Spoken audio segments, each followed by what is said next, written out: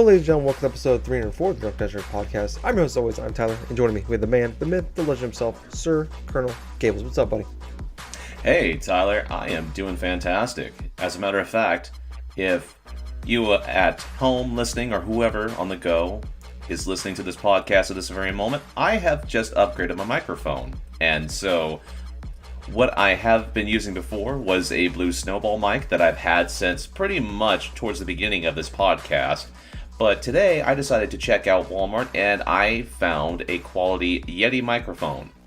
So, yeah, this thing was not cheap either, but the sound quality, I'm really loving it.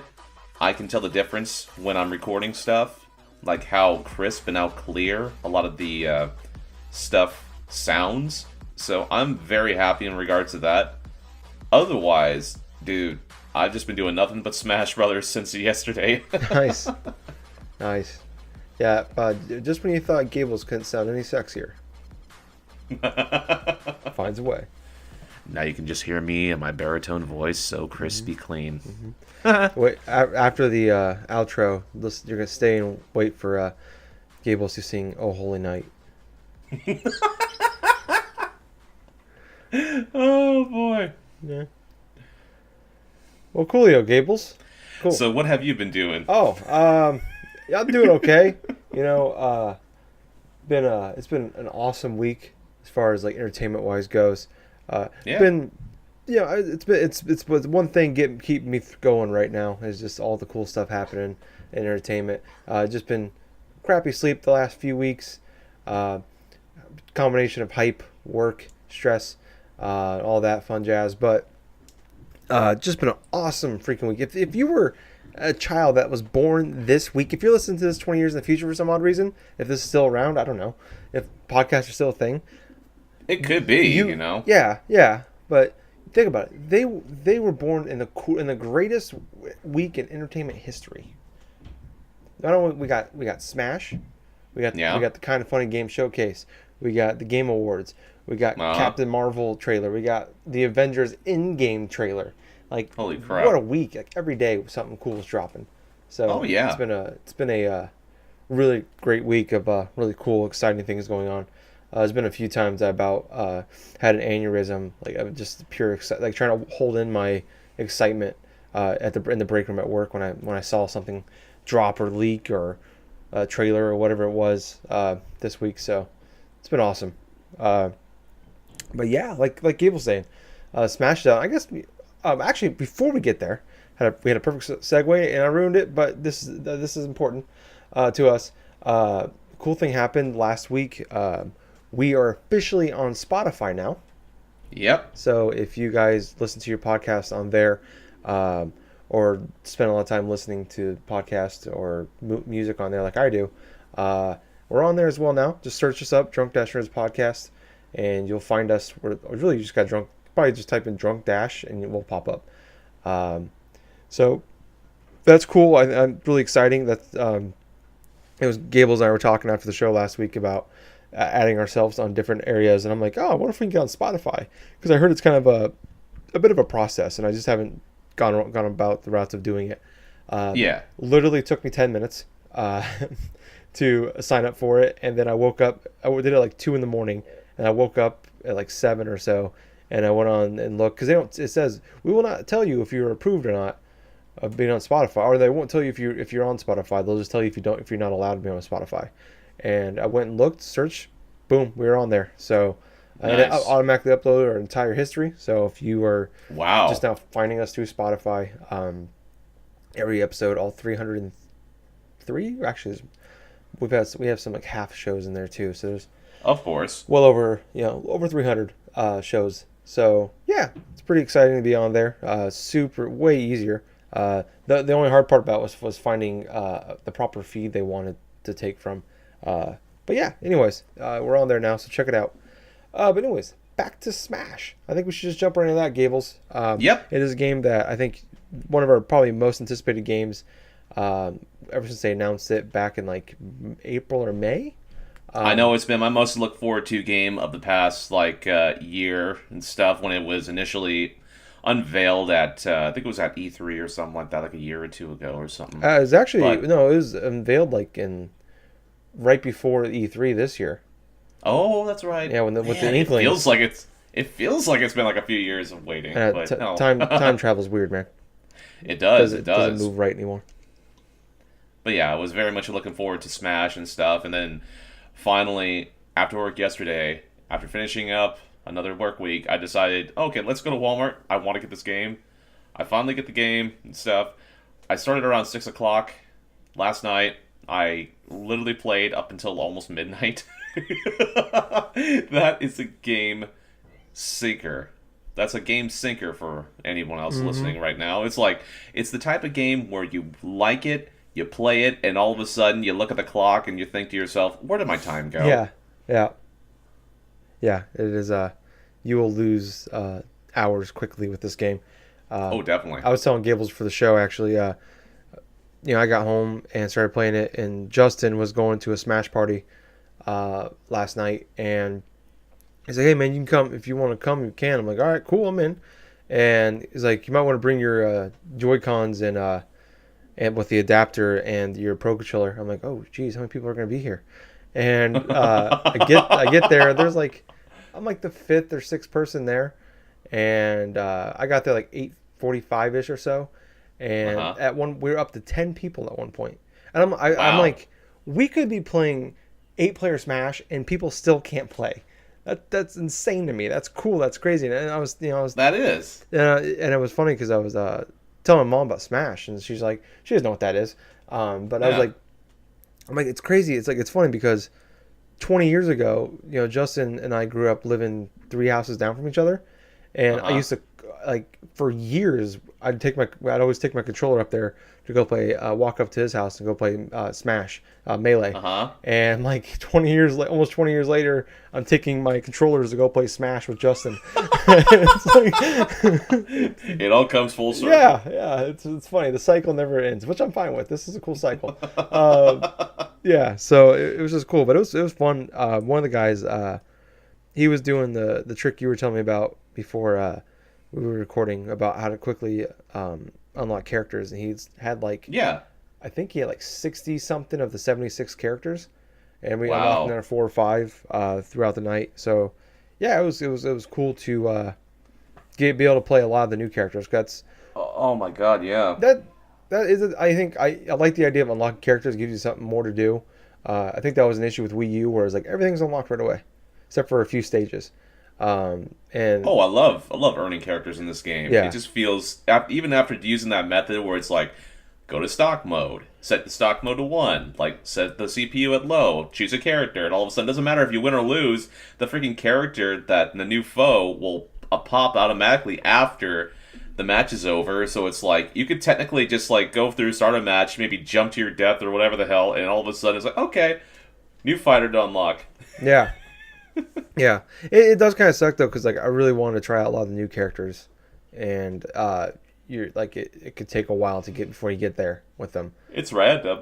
Yeah, and that's actually of the unlucky character stuff. I like that it's random, especially like when you look at like Melee, or is like you had to like Mewtwo and Game & Watch were like the last were like no matter what Oh they were like the yeah. last two you had to get, and there's ways you can kind of like out of in certain if you want to get character faster, there's ways to do it. But other characters you just had to hit the time allotment to do it. But Oh yeah, you basically had to either spend about 6 hours or something trying to unlock Mewtwo back in Melee, or like play. I think it was like 300 matches or something. yeah, I think Game & Watch was like 700 or something like that. Something crazy like Yeah, that. there was like a time there's you can do it in hours or games played. So I remember doing a lot of like setting the getting 4 characters on computer put 4 computer players and put them at 99 stock and just leave the GameCube on, go do something else while that Yep. happened to hurry up and to get them unlock them faster.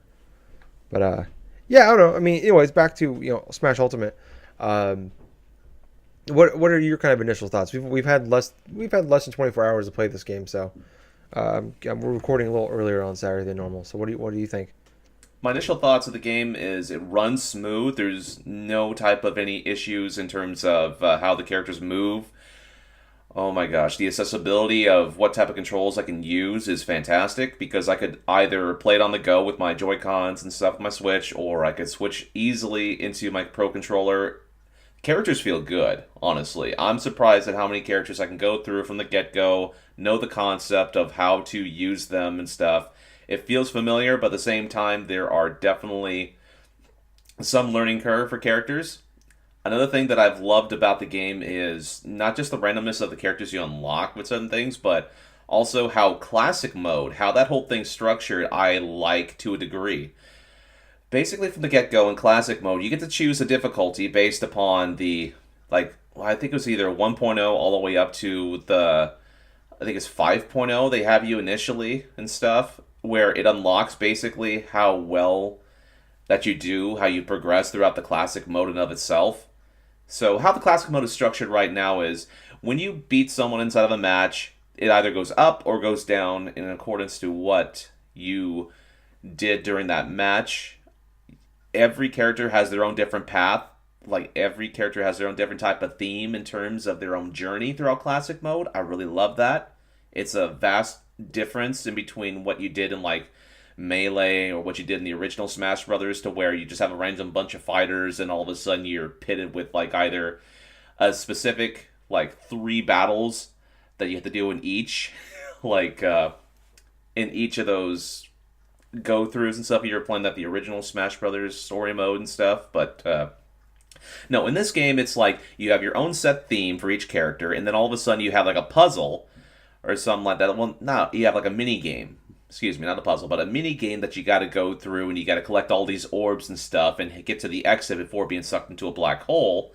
That's been kind of difficult for me because I have yet to find the character where I can go and get everything and just make it to the finish, pretty much. It's sort of a spin upon how the original Smash Brothers had that race to the finish whole concept, where you had to go through multiple paths and do this and do that and stuff. Only the gimmick of it is you have to collect these bright orbs and stuff and try to get the highest score possible while you're going through and doing that stuff.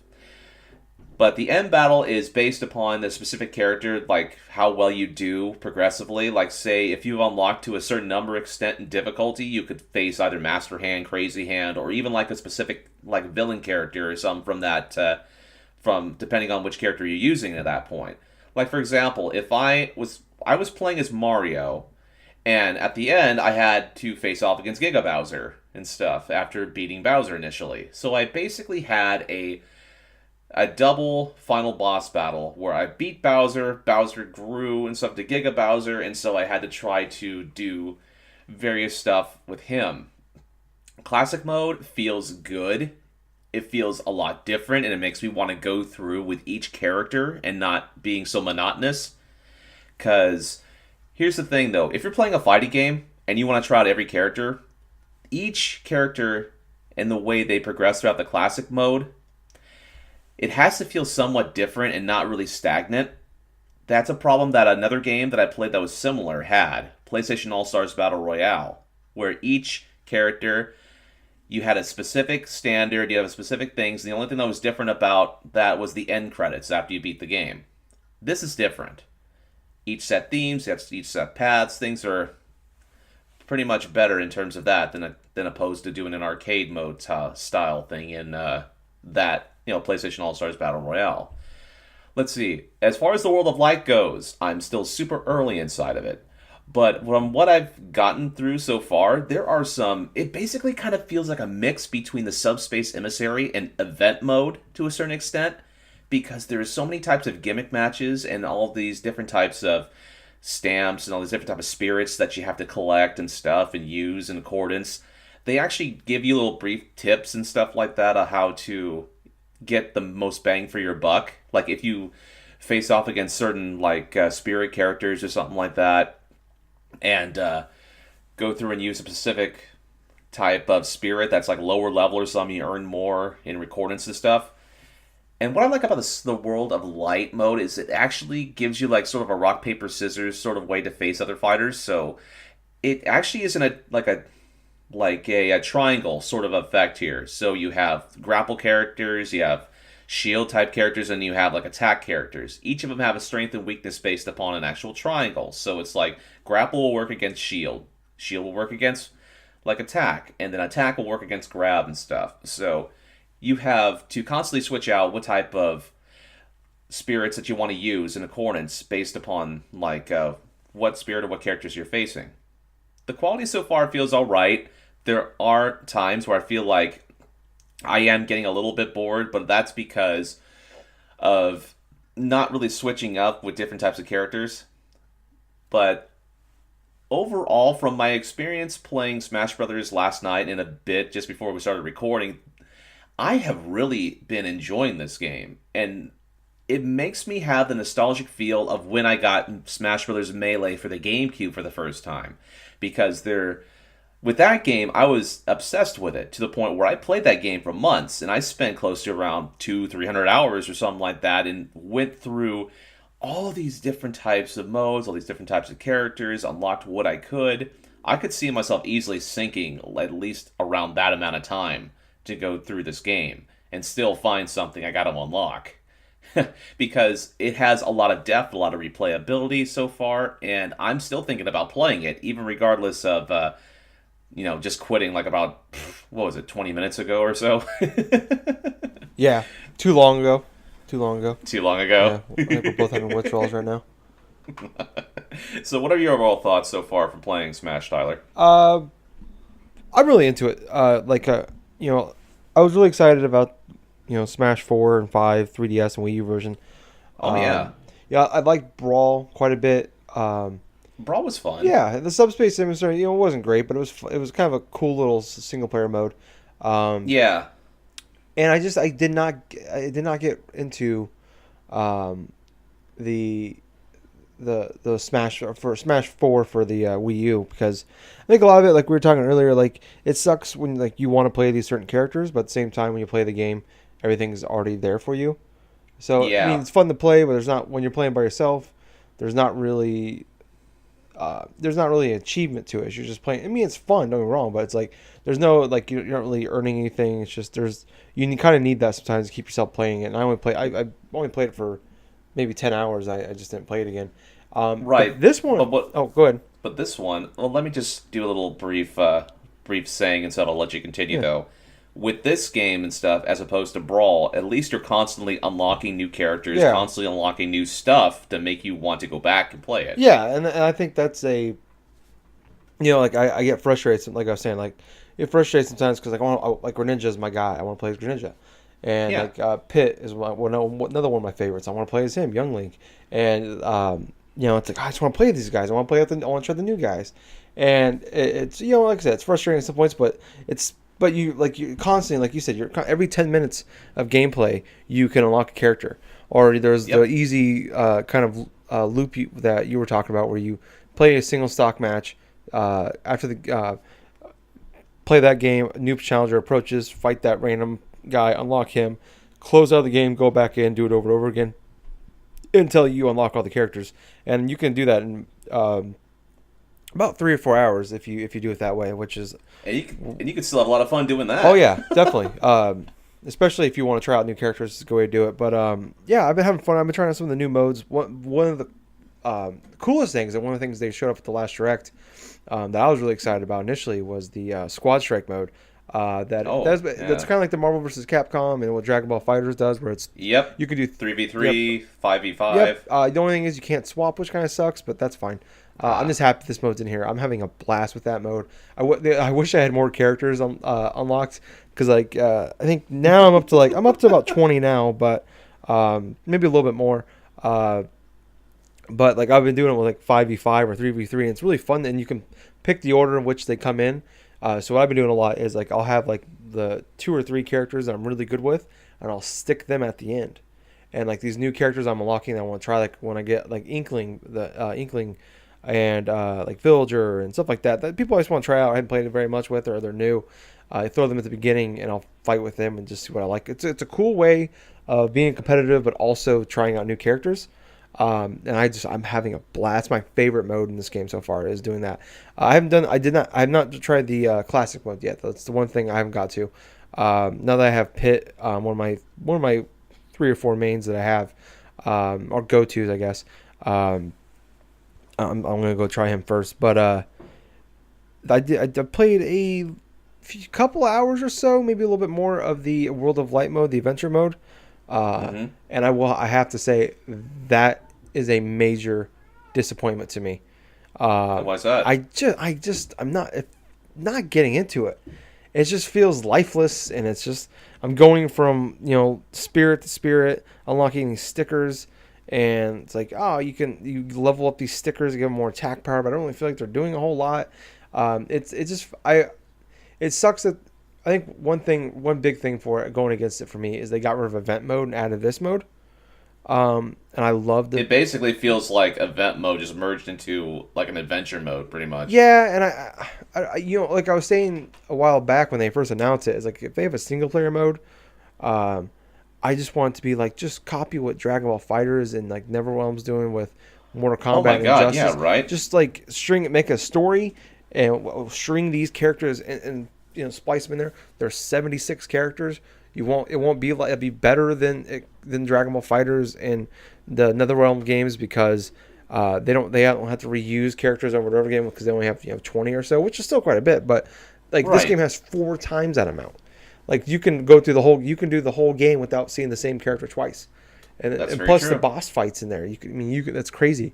Um, and in this game, it's just I'm not like it feels like I just want to play Smash. You know, I want to just play Smash. I want to play with my characters. Blah. And in this game, like you start as Kirby, unlock characters. I'm playing as characters that I don't really have fun playing as.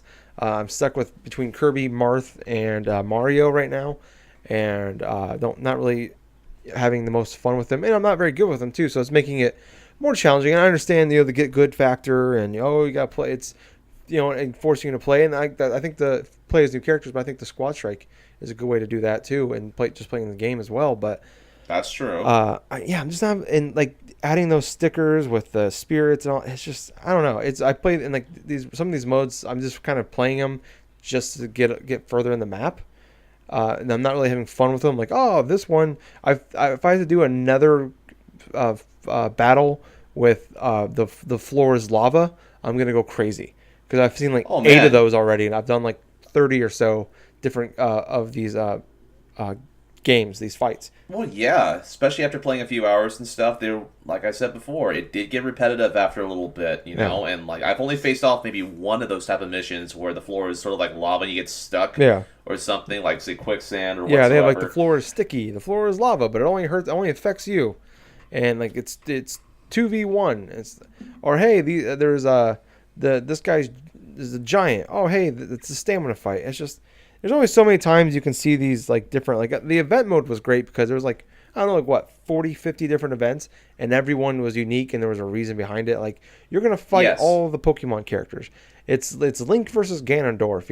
It's like it felt like and that was the thing going into it. Like people were saying they're adding in all of these nemesis. There's gonna be a nemesis mode where it's Samus versus Ridley and all this and like that sounded exciting. And it's just no, it's just this.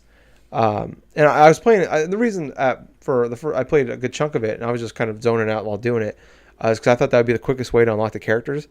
And then I found out how to unlock the characters through Smash. Every 10 minutes you unlock a character. So Oh yeah. I've been playing a lot more of Squad Strike and just regular Smash mode. But it's a blast. It is a blast. But I think the mode I was most looking forward to, the World of Light mode, has been an extreme disappointment. But the rest of the game is still fantastic. It's still going to be one of the best games of the year, if not of all time. Yeah, I'll tell you this though. From right now, I thought initially kind of the same as you, where this is where I was going to unlock the characters inside the World of Light, Yeah, and then going forth onto YouTube and stuff, and actually seeing the method of how you can quickly unlock characters and do this and all that and stuff. It's making me have a blast just playing Smash mode and then playing through Classic mode because Classic mode was the first thing I just initially went to because that's the bread and butter that I'm so used to playing because it's quintessentially story mode from the yeah, original Smash, yeah, and then going through back to Smash, and it's like that's the different Smash mode and stuff, and doing that, unlocking characters that way. I feel like I just want to do that, and not so much the World of Light stuff, but at the same point, it's like I want to go through the World of Light to try to experience it in its entirety because of how reminiscent it does take from event mode and doing this and doing that.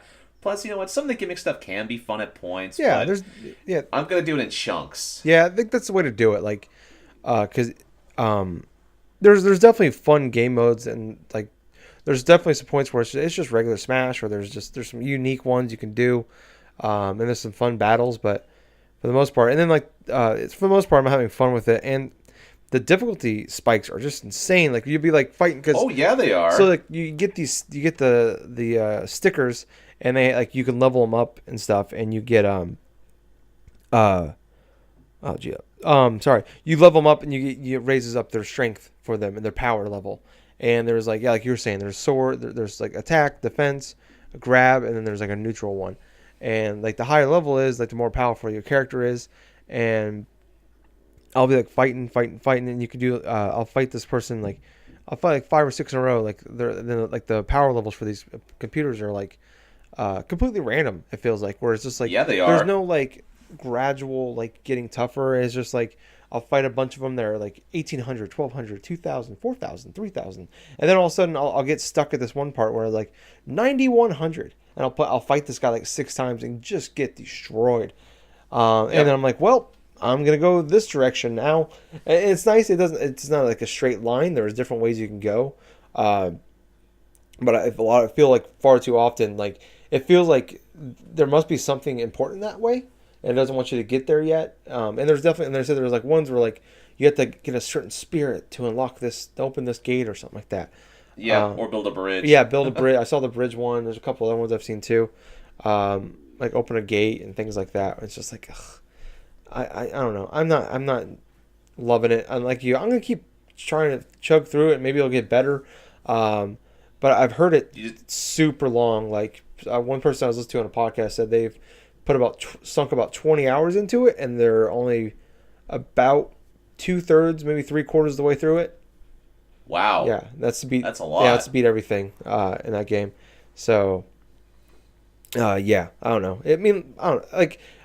I'm spending a lot of time focusing on that. I mean, like I said, it's because it was the thing I was most excited about playing. But I still overall just having fun with it. It's a blast. It's gonna be one of our top games of the year for sure.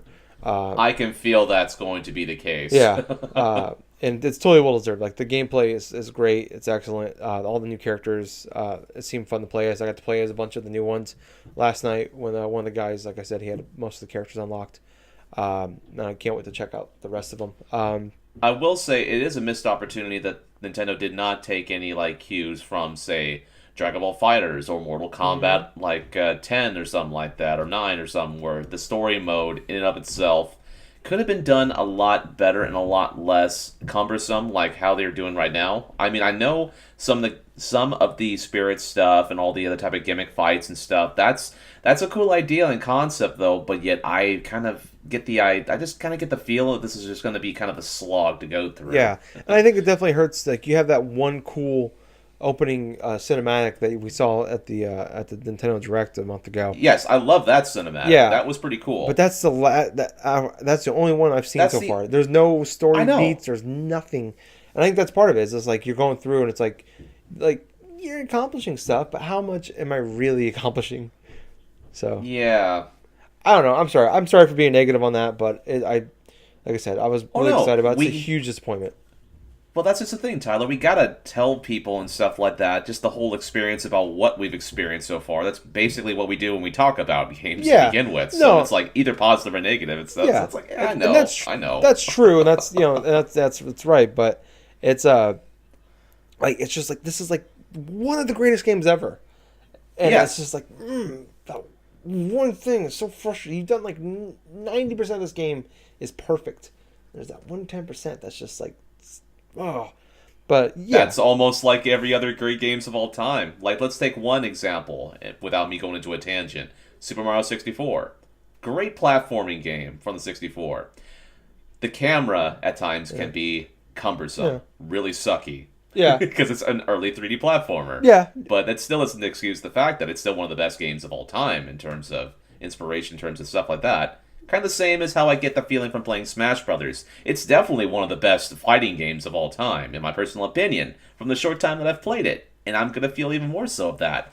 But I think the World of Light is definitely something that's going to just nag at me. It's like, yeah, this mode is not what I want.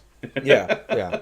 But I'm hoping eventually what might break it open for me is I can unlock one of my favorite characters, and maybe that will kind of get a nice string going. Like I said, I'm playing as Marth just because I'm better with him than I am Kirby and Mario. But like hopefully I unlock a new character soon.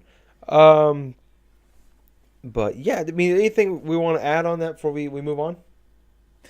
I think that about does it for Smash Talk right at the All moment. right. Unless we want to go into a little bit of the gaming news. Yeah. I was actually before we get there real quick, I was gonna ask you, did you play anything else this week besides Smash? There's one other thing that I did play, and I actually finished up this week before even attempting to go through it. Okay.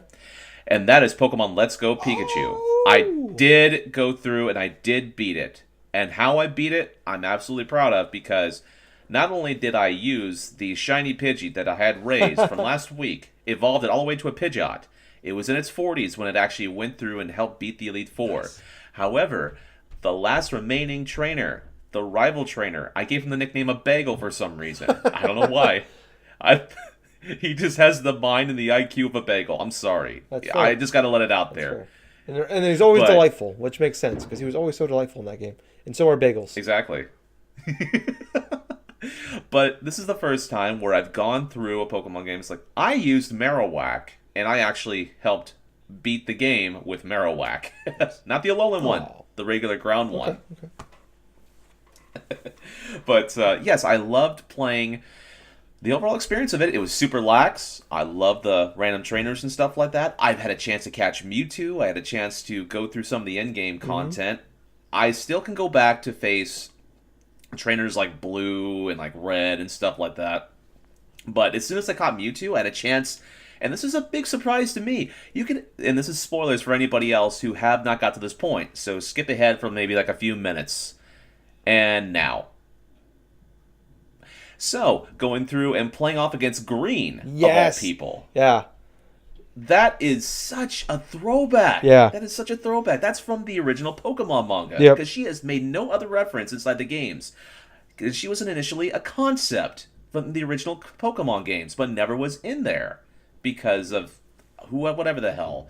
But, yeah, playing against Green, of all trainers and stuff like that, that was awesome. I loved that. That was a tough battle, too. Yeah, that was the one I played that battle last week before we were recording, and I was geeking out about it. I didn't want to tell you.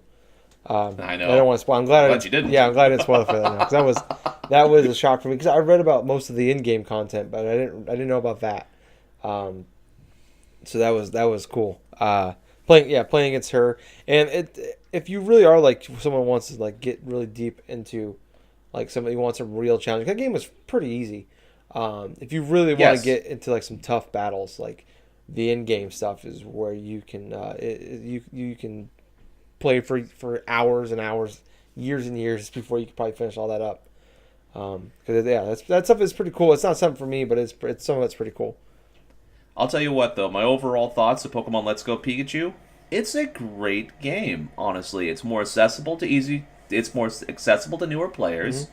It has content in there where even like someone like me that's played through so many of the other Pokemon games can go through, enjoy what it is, enjoy the little bits of conveniences here and there. But lastly, it's given me the itch to go through and try to fill out the Pokedex again. I have seen 146 out of the 150. I've caught like about 90-something Pokemon. Throughout the next year, I want to fill that Pokedex. Cool. That's about it for me. Okay. Yeah, I think I got like 100. I caught 85 of them or 86 of them, and I don't know how many I've seen. It's like 100, 108 or 109. Cool. I played one of the game as well. I actually beat as well. Forgotton Anne. I talked about it last week quite a bit, so I'm not going to go on and on about it. I finished it up. It's about, I don't know, 6-ish hours to beat. Maybe. Yeah.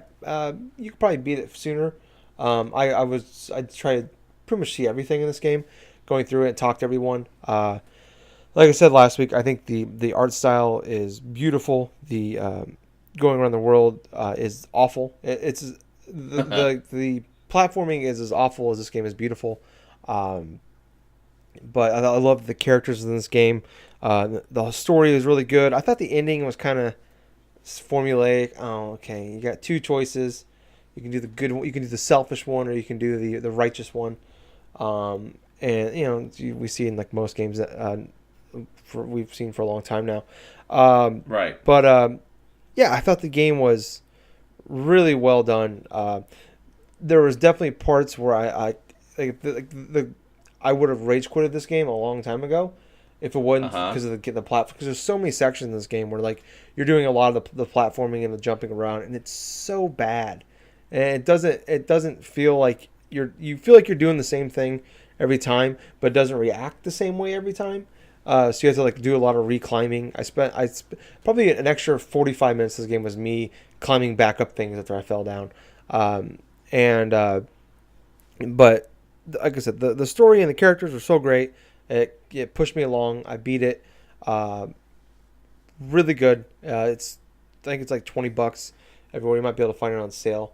It's on. I think it's on everything. I know it's on PS4, Steam, and Switch at least. Because I played it on PS4. But yeah, Right. really good game, really fun. If you want to know more about my in-depth thoughts about it, check out last week's show where I went on for quite a while about it.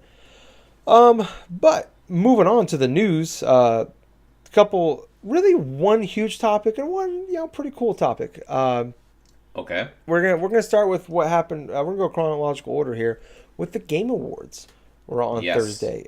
Before we get to the announcements, talk about that. I felt we should say who the winners were one more time. I'm just gonna run through it real quick. Game of the year was God of War. Action game was Dead Cells. Action adventure game was God of War. I don't really know what the difference between those two categories are. One's a 2D side scroller and one's a third person action game. I don't understand that. Best RPG, Monster Hunter World. You can argue if that's an RPG or not, or what is an RPG anymore. Best game direction, God of War. Makes sense with the one cut, with never cutting the camera. Best narrative, Red Dead Redemption 2. That was a bit of a theme throughout the night. Best ongoing game, Fortnite. Art direction, Return of the Obra Dinn, which that game looks really cool actually. Best score and music. This one really upset me. Celeste should have won this with a landslide. Red Dead Redemption 2 won it. It's fucking sound like a generic old. Whatever, it's fine. Celeste is amazing. Audio design, RDR2, of course. Independent game, Celeste. Best performance, Roger Clark as Arthur Morgan. Bullshit. Have you ever heard Christopher Judge as Kratos? Say boy. Right there, should have won. Actually, I was Read it, boy. That was awesome. Yeah, I think everybody was waiting for. So Christopher Judge, who plays Kratos, came out to announce an award or give out the winner the award to somebody, and the boy that played Atreus, I'm sorry, was there with him, and the boy was like taking too long to open the thing up, and it was like a silent pause. It was like a long pause, and he looks over at the kid, and he's like, "Read it, boy," and I'm pretty sure he got a standing ovation. It was awesome. I love it. Yeah, that was great. It's one of my favorite parts of the night. But I was rooting for for the woman that did the voice for Cassandra, because I thought she was great in that game. Games with impact. So really cool category that means more than just gaming. Is really cool meaning behind it. Like 11/11 Memories of Total World War One game. Florence is a game about relationships. Life is Strange is a game about two Latino kids living in Trump's America. And there's other stuff going on I don't want to spoil. The Missing, I actually don't know. I don't really know much about that game. But Celeste ended up winning it, which is awesome. It's a game about depression. I love that game. Best mobile game, Florence won it, which I was really excited about. I really want to play that game. Best VR game, I was rooting for Moss. Astrobot Rescue Mission won it, which it sounds like that was fair. Best fighting game, I think Gables and I would both agree it was Dragon Ball Fighters. Oh, no shit. Now it smashes out. Different story. But at that point in time, on December 6th, we agreed. I think we all agreed Dragon Ball Fighters. Best family game, This is a weird category. Overcooked 2 won it. It wasn't. It was a weird category with Starlink, Mario Party, Yep. Nintendo Labo, and Mario Tennis. Best strategy game, Into the Breach. Best sports racing game, which actually, before we go, I don't really want to get details yet about the reveal. But when they brought out Ed Boon to give out the award for best sports racing game, I'm like, that when he walked out there, I'm like, because I knew who he was. He's one. He works for. He makes the Mortal Kombat games. I'm like, why is he hired for the sports and racing games? That's weird. And then when he goes to reveal the winner, they reveal Mortal Kombat 11. But Forza 4 ended up winning it. That was awesome. Best multiplayer game, Fortnite, of course. Best. I'm not gonna skip over some of these. Actually, I think the moment of the night though was best esports player. Oh yeah, When it was most definitely. Dominique Was- McLean, Sonic Fox is his fighting name. He ended up winning the award for best esports player, which I actually know who he is. I've heard of him. Yes. He is. He's black. He's gay. He's a furry. Everything the Republicans hate. Exactly. I love that part. It's cool. It's every I don't know, every so often, it feels like every couple of years we get that moment from the Game Awards, where there's that really cool, like, you see, like, when a lot of people go up there and win it, it's a lot of industry people, like, you can tell there's some passion behind it and stuff like that, but you can feel the passion from guys like Sonic Fox. And when like Greg Miller won Trending Gamer Award, that was a cool moment, cool speech. And this one right here was I think up there. He was nervous, he was excited, he was trying to talk with the Fox head on, because he made himself more nervous. yeah, it was really cool. I love the whole thing because he was mumbling, he was trying to say a lot of things, and it was great. I loved it. I love that whole part. But the rest of the rewards were like esports stuff, but that's the one thing I want to talk about. Overall, though, just looking at the awards before we get to the actual reveals, what were your thoughts on the overall show, the flow of it, and just kind of how things went? Honestly, I thought the show in and of its entirety was really well done. I thought it was the best Game Awards thing they've done yet in terms of quality, in terms of promises that they went forth and executed on. I mean, the whole memorable moment, like towards the beginning of the show, when you had like the head honchos and stuff like that for Microsoft, PlayStation, and like Nintendo up there in front and center and stuff, just like talking about coming together in terms of like games and stuff, bringing people together, unity, this and that, and stuff like that. That was a good, powerful way to start your show. Yeah. That I loved. I loved the whole aspect with Sonic Fox, how passionate he was and stuff. I loved the fact that the voice actor for Kratos and stuff just spouted the line and stuff because the kid was taking so long to open. And man, Ed Boon's troll at probably the least interesting category in the entirety of the award show. Yeah. Because let's be perfectly honest, sports games.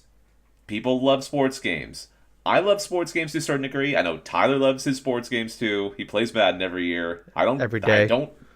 I do not like dog on him for doing that. But let's face facts right here. Ed Boon doing that troll for the reveal of Mortal Kombat 11 was probably one of the biggest highlights in that night for me because it was hilarious. It was definitely out of nowhere. But I'll tell you what my most favorite moment of the night was. And that was the unveiling of Joker from Persona 5 being the first challenger inside of the Smash Season Pass. That was, in and of itself, a mic drop moment. Yeah. And what do we call mic drop moments? We call them events that you never think were going to happen. Yeah. Exploding. Yeah. The tagline on Twitter when it happened was, "You didn't see it coming." Everybody was Didn't see tweeting it that. coming. Yeah.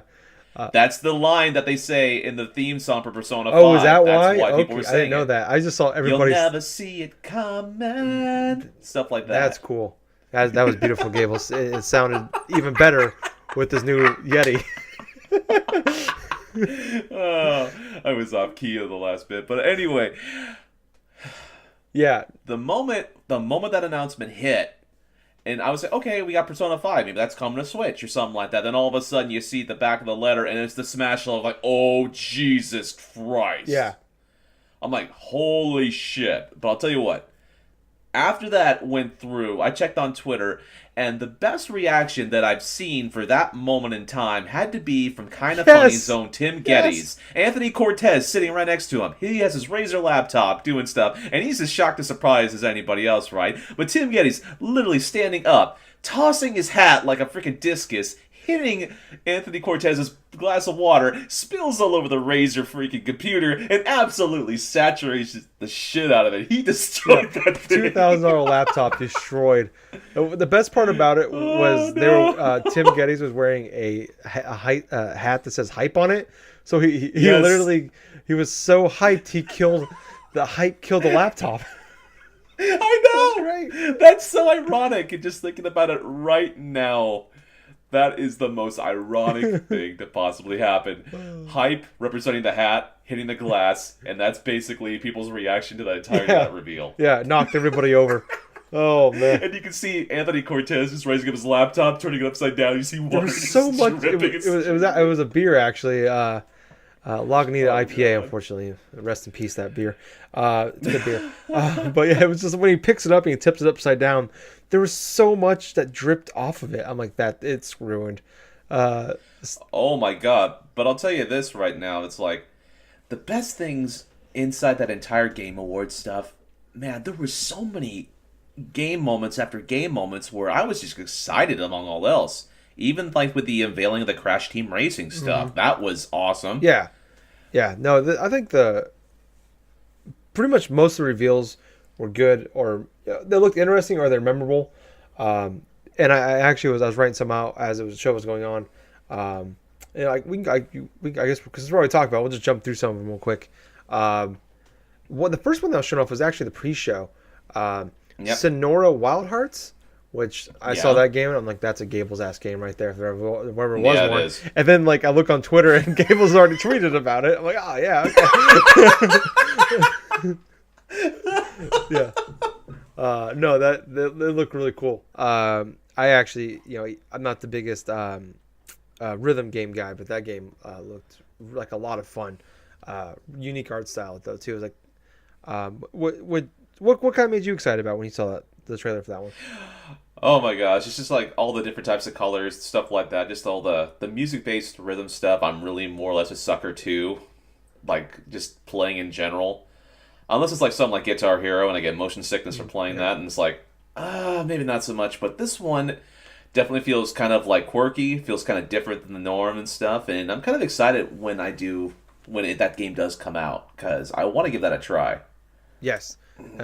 What I don't know if they give I know it's 2019, but I can't remember if there was a closer window than that.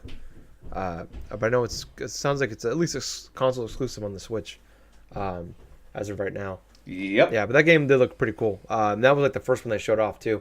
They announced Stanley Parable is coming to the consoles, I believe in next month, with some new endings and new content for it as well. So that's pretty exciting. That game's been out for I didn't realize it's been out for 6 years now. Yeah. And then I think maybe the second biggest shocker of the night, besides Joker from Persona 5, was Marvel Ultimate Alliance 3: The Black Order. Not only is it happening, not only is it coming out next year, it's exclusive to Switch. Nintendo is publishing it. Oh my god. Nintendo is publishing Marvel Ultimate Alliance 3. Let's just let this sink in for a minute. We are talking about a franchise that's lied dormant since the Xbox 360 PS3 days.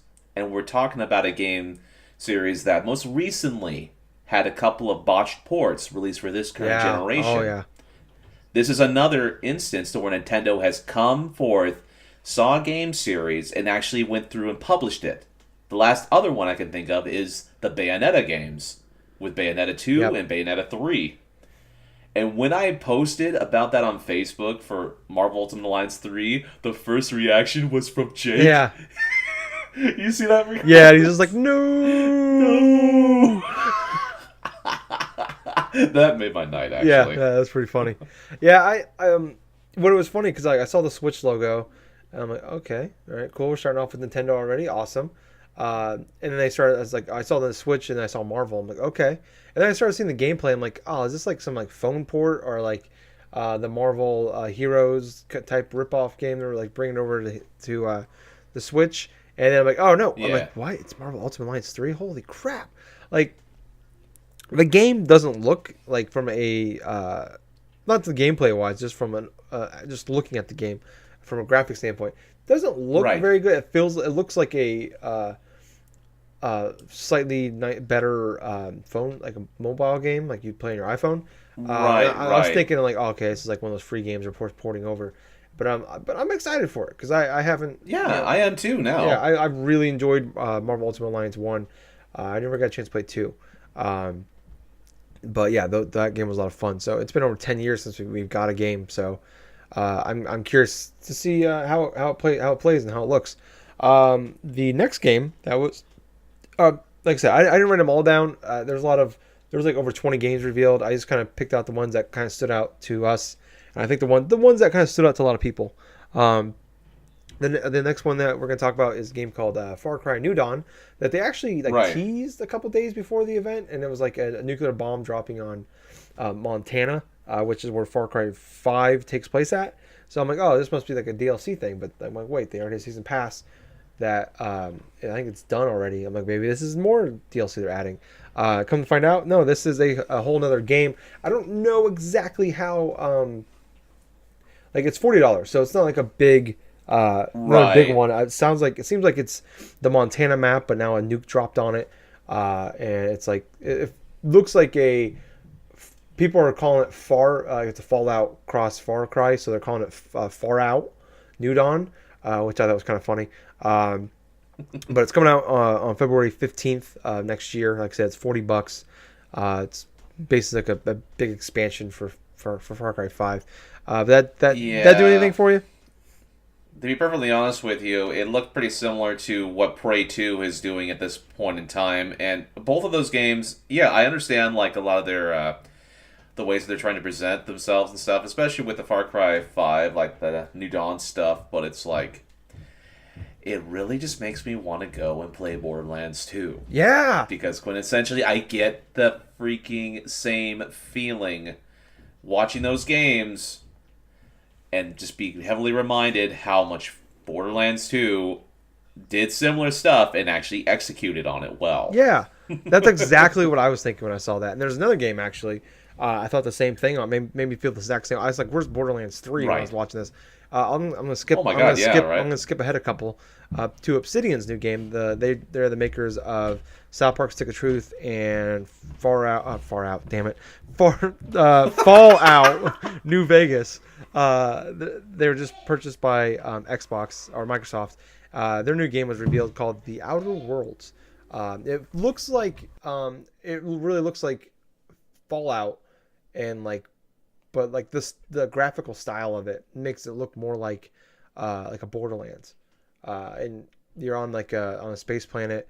Uh, that game I thought looked really cool, but like you were saying, with Far Cry New Dawn, I just really want Borderlands right now because I don't know if that one looks like it's more focused on story, and than it is the action side of it. But yeah, I'm down to play the Outer Worlds, and apparently it's a 2019 game, which I don't believe that at one bit, but apparently it is. What'd you think of that one? To be perfectly honest with you, I thought kind of a bit indifferent about the game in and of itself. I know Obsidian can make some great RPGs and stuff, but I think I more or less want just to wait and see how this game does before I actually have a really decent opinion about it. Because at this moment in time, I really don't have a lot of information to go forth on it. Yeah, no, that's fair. Like I said, it was just revealed, so I'm sure we'll hear more about it. And it's supposed to be out next year, so I'm sure we'll even hear more about it soon, actually. Um, but jumping back, Super Giant Games, the makers of Bastion and Transference, uh, revealed their new game. It's called Hades. Looks more Mm, like, but more looks like more of Bastion and Transference, which I'm happy about because the last game that came out, Pyre, I was not a big fan of. I liked the gameplay, I just didn't like anything else about it. Um, but it's actually out on early access right now, and it's supposed to be coming out sometime in 2019 for full purchase. But I'll tell you what though, that game. that game Hades looks really good Yes. from what have Hmm. seen.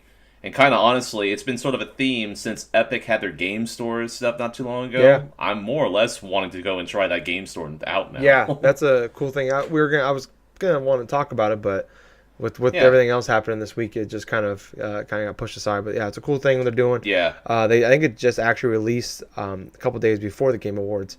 And it's great because not only they're getting a lot of exclusive games, because there's a been a big issue for a long time now, but Epic Game Store is giving an 88% to 88 to 12 split of the revenue from the games that are sold on their Epic Game Store. So 80% of it goes to the developers, which is that's awesome. awesome. When the issue right now with Steam takes 30%, and they don't really people a lot of developers are upset because they don't feel like they're doing much to earn that 30% that they're giving them. Hmm. And this one, I wonder how that's going to affect Steam. yeah, because I mean, we've already seen a bunch of games this week, even a few in the Kind of Funny Game Showcase that were like, yeah, we're on Epic Game Store, and it's big and bold right there, Epic Game Store. So, and it looks like they're already getting some Super Giant Games is a pretty big indie game. I'm curious to see how that's gonna play out in the future, but yeah, I am definitely excited for another Super Giant game, especially one like that. If it's going back to the Bastion style and Transference style, because those games are incredible. Um, Moving on to this one is actually like kind of leaked. A couple. I don't know if it was leaked or if they like announced it, but Crash Team Racing is being remastered um, and coming out now. It was weird. It was kind of weird because it was like they had like the PlayStation 4 graphic at the end, so it's like, oh, it's exclusive first on PS4. It's probably gonna come out the year after on Xbox and Switch. In actuality, it's coming to everything on June 21st, 2019. Wow. So it's gonna be on everything day of. No exclusivity rights for that game. I never played Crashing Racing. I hear a lot of people say that it's better than Mario Kart back then was. Did you ever play it? I played a little bit of it, but that was through the PlayStation 3 from when I did get Crash Team Okay. Racing and stuff and played some bit of it. It definitely seems like a competent kart racer, you know? I didn't really get a chance to play a lot of it, but I went through like a couple cups. The gameplay's solid. I mean, it's absolutely solid in terms of like the things. It makes you feel like that you are playing some reminiscent like evolved form of Mario Kart, but at the same point, it's definitely warrant enough to where I'm kind of excited about this remake, this remaster, pretty much coming out pretty soon. Yeah. I'm curious that they're going to do like any quality of life improvements because people always say it's better than Mario Kart 64. Uh, but I feel like Mario Kart, they've had 6 iterations of Mario Kart since then. So I'm curious to see what the differences between those.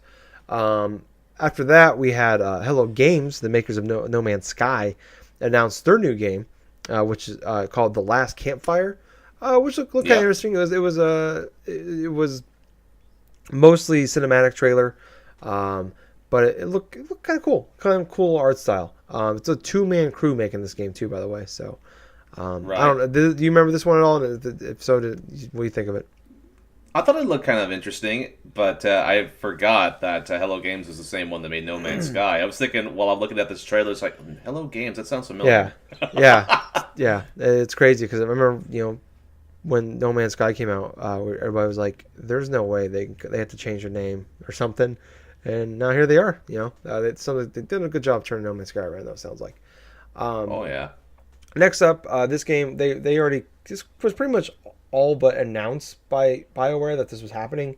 But their new game, they didn't even give it an actual. They didn't even actually say the name of the game. When they it was like a 15-second teaser, just said BioWare, and you heard the voice actor that did Solus, who's one of the main characters in Dragon Age Inquisition. You heard him talking, and then it's the new game, which is it's now officially Dragon Age 4. Um, so that's happening. But it sounds like that game is years and years away. Like they spent a few years working on it, and then end of last year, beginning of this year, they completely scrapped the game and started all over. So who's to say how far along they are with that game? But I don't know. I mean, I was disappointed. I've been disappointed with the last two Dragon Age games. I thought the first one was fantastic. 2 and 3 not so much. I don't know if did you ever get into the Dragon Age games? Not really. Okay. To be perfectly honest with you, I never really got into the series of it, but I know friends who were very much into it. Yeah, I absolutely love Dragon Age in their DLC pack, and yeah, so hopefully it gets it back on the right track. But if it's continue on from Inquisition, I'm probably going to bounce out of that one. Then there was actually an Anthem teaser trailer. They showed off some story, not teaser trailer, it's story trailer that kind of tells you a bit of the story of the world. So I got not much to talk about there, but it was shown off. I actually did though. I got into the Anthem Alpha that's going on this weekend only. Oh, really? Yeah, so I'm not allowed to really talk about my thoughts on it. I don't know if I'm even allowed to say I'm in the Anthem Alpha, but I just did, so I don't know. But like there's like 4 3-hour blocks that you can play the game online during that time, and the first one was this morning, and I tried for the entire 3 hours, and I couldn't get into a game. So Oh no. I was playing Smash while I was trying to get into the game, and I never got in. And then the other one, the second one today, there's 2 Saturday, 2 Sunday. The second one today is going on right now, so I'm not going to get a chance to check that one out. But also, next up, the Stranger Things creators were out there. I can't, not the Russo brothers. The brothers, I can't remember their names though. But they announced a 16-bit Stranger Things game called Stranger Things 3, which is odd being the first Stranger Things game. But it sounds like it's going to tie into Season 3. It's supposed to be coming out, I believe, in the early part of 2019. I don't think... Have you watched Stranger Things? Not very much. Okay, you're killing me, Smalls. You really need to watch that show. But the game... What did you think of the game itself, though? The game looks pretty interesting. I kind of like how it's sort of like a Smash TV style of game, it feels like. Yeah.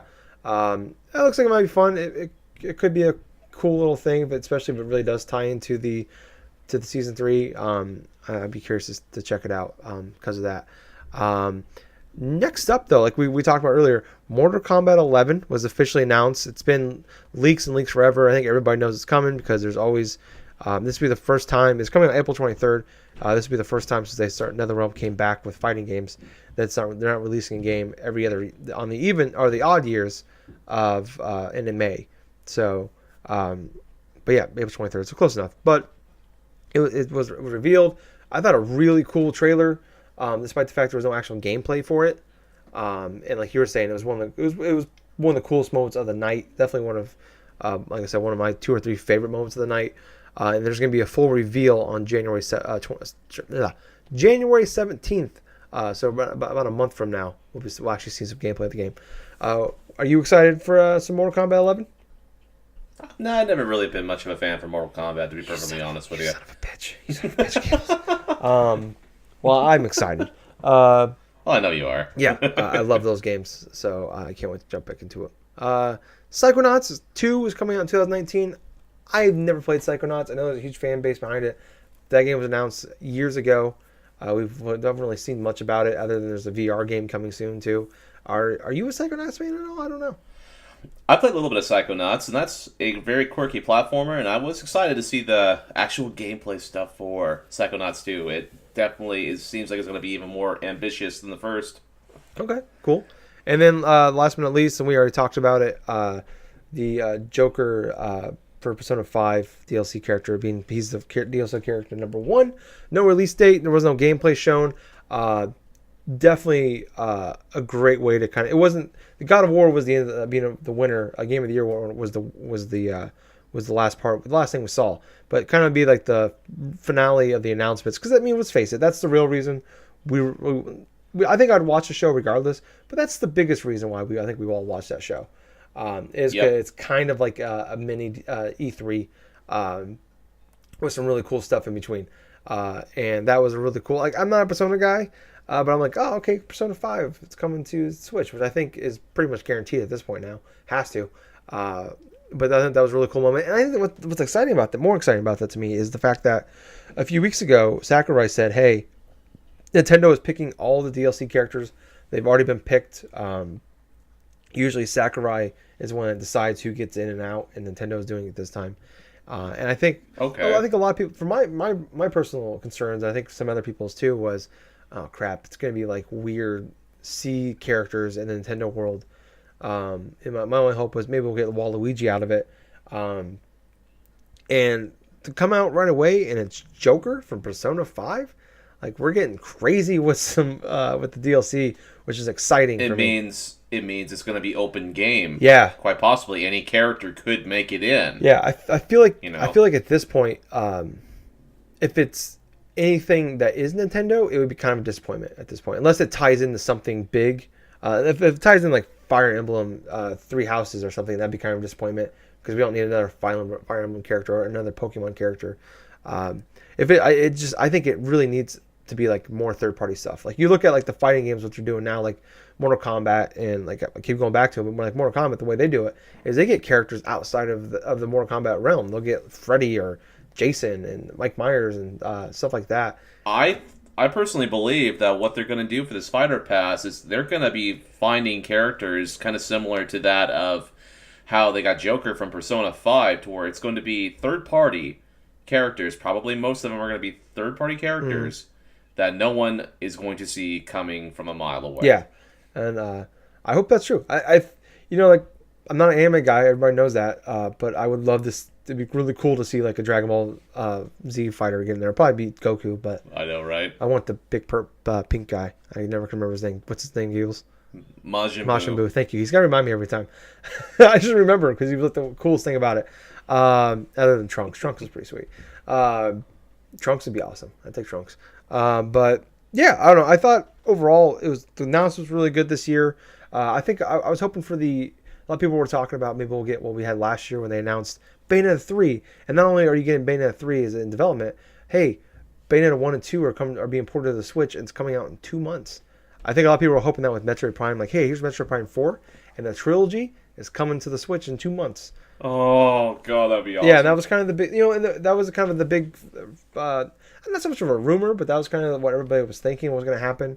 And the big rumor before that actually was that for a long time was that the first DLC character was going to be revealed at the show, but then that was before they announced there was DLC. And then when they showed off the last direct, everybody's like, okay, well that's not happening now. And then come to find out, yeah, it is. It's certainly weird to announce a DLC character before the game actually officially is out, but I think the way they did it was really well done. I thought overall, I thought the show was, you were talking about earlier about your thoughts on the show, and I'm with you. I think this is one of the better ones yet. Every year it feels like it's getting better and better. We've railed on these shows in the past, and it feels like Jeff Keighley takes a lot of the complaints, and he does a good job of reformatting it and making the show better. Like some of that stuff, like the ads and things like that, they're always going to be there. They got to be there. If this show is going to happen, that stuff has to be there. And I'm fine with it. I can live with that stuff. But I thought the reveals are only getting better and bigger. The fact that every year Reggie's been in every single one. We see Phil Spencer out there. It's cool. It's cool to see all that, and it's a great night where you get to see the faces of the people that make the games you love, and I love that. Like Corey Barlog out there with God of War, and Matt from Matt Makes Games with Celeste going out there. And he had a really, he was very nervous, but the way he wrapped up the speech was really well done, I thought. So yeah, I think every year it gets better. My biggest issue with the show, I have to say, is that it's like over 3.5 hours long. Oh my god, yeah, that show went long. Yeah, and I don't know how long they planned for the show to be. But the pacing was fine. Like there was very few dead points for me in that, and really the only dead points were like when they showed off a world premiere of a game that I'm like, it looks fine, or I wasn't really interested, and that was it. Like, it wasn't like there wasn't like any awful moments in the show. It's like, oh, okay, well, that game doesn't interest me. That's fine. But there's 10 other games that I'm excited about playing that came out of that. So, yeah, that's my biggest complaint is just the length of it. Getting. I'm just happy it was on Thursday night. Getting done after 11 o'clock Central Time is pretty rough, especially when you have to be up at 4:30 in the morning the following day. Oh god. But yeah, I mean that's it. That's my one complaint about that, the whole thing. And then Red Dead Redemption 2 winning like every award for like the first half of the show, which is I think there's a lot of that going on. It's a great game. I understand that. It's the one that was probably going to be one of the games of the generation for most people. But it's just, and I get it. It technically, does it deserve to win a lot of those awards? Yeah, but it just still kind of sucks to see that game keep winning. And I know it definitely. I know you were feeling the same way, and a lot of people were on Twitter feeling the same way. But it's just it's like you want to see somebody. It's like, just could somebody else win a damn award? Because they have a lot of awards they give out, or they have, but they only actually do like the up presenters and giving out the awards, and they get to do a speech. There's only like 8 or 9 of them throughout the entire show. The rest of them are announced off to the side or before the show or whatever. And to see half of them be the Red Dead Redemption 2 was a bit of was kind of sucked at first. And then they won like they won like 4 of the first like 6, and they didn't win another one the rest of the night. And then I think like that's probably a personal point, just because neither one of us has played that game. But it was cool to see. Like, I thought for sure RDR2 was going to win the whole game of the year, and it was great to see God of War end up winning it. But yeah, moving on to the last thing. I think we can make this one fairly quick. There wasn't.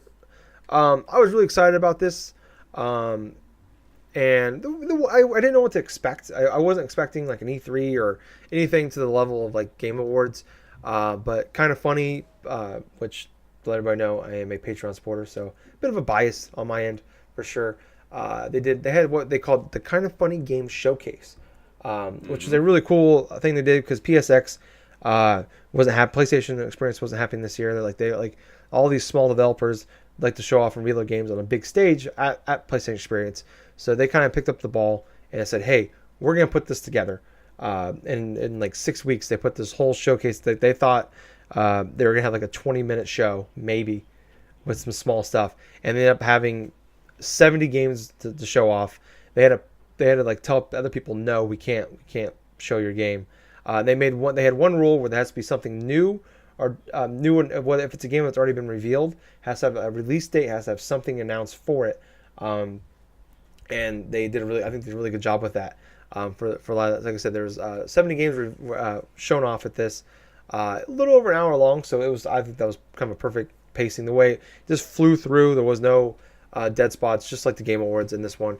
Some of the bigger stuff that did kind of stand out, I thought, was I kind of wrote them down. Super Meat Boy Forever, which has been revealed before, but it's coming out in April officially. Which is a really cool game. But that game is so hard. But I had a lot of fun with it until I hit that brick wall where I'm like, I just can't beat this part. Toe Jam and Earl. I don't know if it's a remake or a whole new game. That's coming out on March 1st. You can pre-order that now. Mike Bithell, who actually makes Thomas Was Alone, which I love that game. That's a great game. He has a new game coming out called Quarantine Circular. It's on the Switch today. That looks like an interesting. It's called a Mike Bithell short. So it's a little mini game thing. Not a mini game, but it's a shorter game you can play. There was actually another in-depth Anthem trailer. They didn't show the whole thing off. They said it's a long video, but they did post it. They showed off like a minute of it, and they said that there's like a 7-minute video you can check out on YouTube now, where it goes in depth on the trailer that was shown. It basically breaks down the entire trailer that was shown off at the Game Awards, and kind of gives you more backstory on the lore of Anthem. There was 2 games that really stood out to me for this for sure. Was a game called Ape Out. Looks like a Jesus, what was it called? Hotline Miami. Looks like Hotline Miami, but you play as an ape or a gorilla who escapes from his cage, and you're on top of you're on like the 17th floor of a building, and there's like these armed like SWAT guys attacking you, and you have to like kill them, and you have to escape the building without dying. And everybody was saying it was like Hotline Harambe, which I died when I read that. That was awesome. Yeah, that was the comment of the show, I thought, for sure, out of Twitter. But that's coming out in February, and that looks like a lot of fun. And then another game I saw called Tunch, I believe is how you pronounce it. I guess that was the first game that was after they said, hey, we're going to do this Kind of Funny Game Showcase. They were the first developer to hit them up, say, hey, we want to be a part of this. And that's coming out on February 14th.